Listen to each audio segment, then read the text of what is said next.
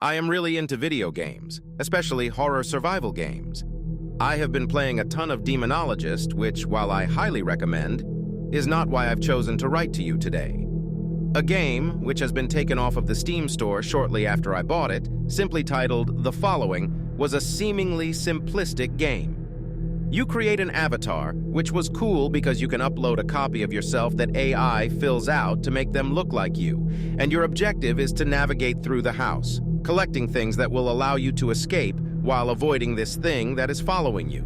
Seems simple enough, plenty of jump scares, avatar that looks like me, what's not to like? Or at least that's what I thought until I loaded up the first level. The first level was my childhood home.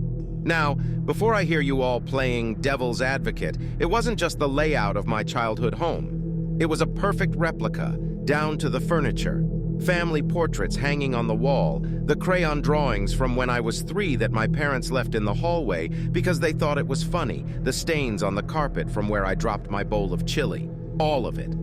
If this wasn't strange enough, my avatar was me. Except it wasn't me now, it was me as a 7-year-old.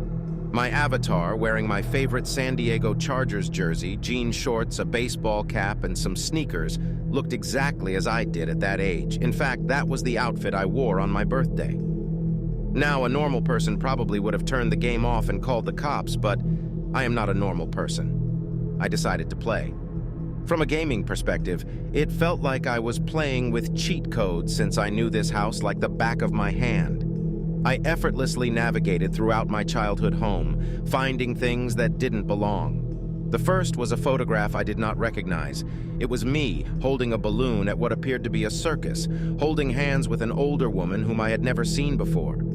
The next thing I grabbed was my sister's diary. While my sister did have a diary, hers had a green cover, not a red one. The last thing that seemed out of place to me was a copy of a newspaper with my photo on the cover.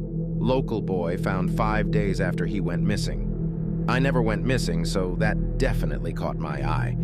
I managed to make it back into the living room after collecting these things when the game's music changed.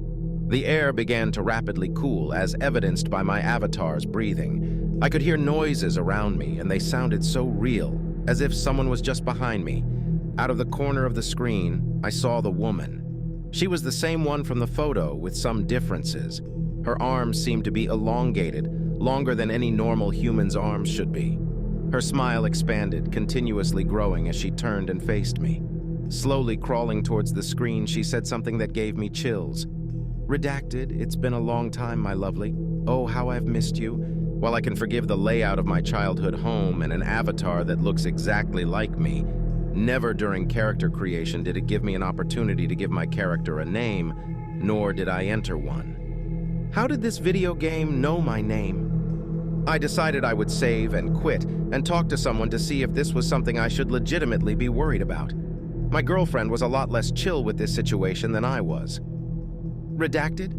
What the hell? Why didn't you call the cops?" she sternly said to me while crossing her arms. When she was mad, she would cross her arms and rapidly tap her foot. She was doing both of these things, so I knew I had messed up. "Babe, I honestly didn't think it was that big of a deal.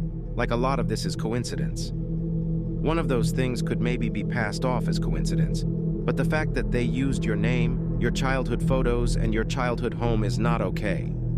Who designed this game anyway? The publisher is a third-party developer, some company called Tartarus. Tartarus? Let's look them up real quick and see what their deal is. Things would only continue to spiral from there. We could not find a website for Tartarus. We tried Googling the game and nothing came up. In fact, after deep internet searches, we finally found a blog post on the internet in which the person, whose username was TerribleOgre23, stated something similar happening to them. They stated that bad things continued to happen to them after playing the game, and it only stopped when they finished it. So it looks like I have found myself in a Jumanji situation. Yet the parting advice that TerribleOgre23 left did not inspire confidence. Whatever you do, under no circumstances are you to get caught in the game. This has to be a perfect run if you wish to protect yourself or your loved ones from any harm. The longer you wait to play, the worse it is going to be for you. My girlfriend told me that TerribleOgre23's post was nothing more than some internet creepypasta and that I need to go to the police, but I don't know what I should do. I decided to call my mom and fill her in on everything as well. When I told her, all she said was, "Stop what you are doing and come home. We need to talk."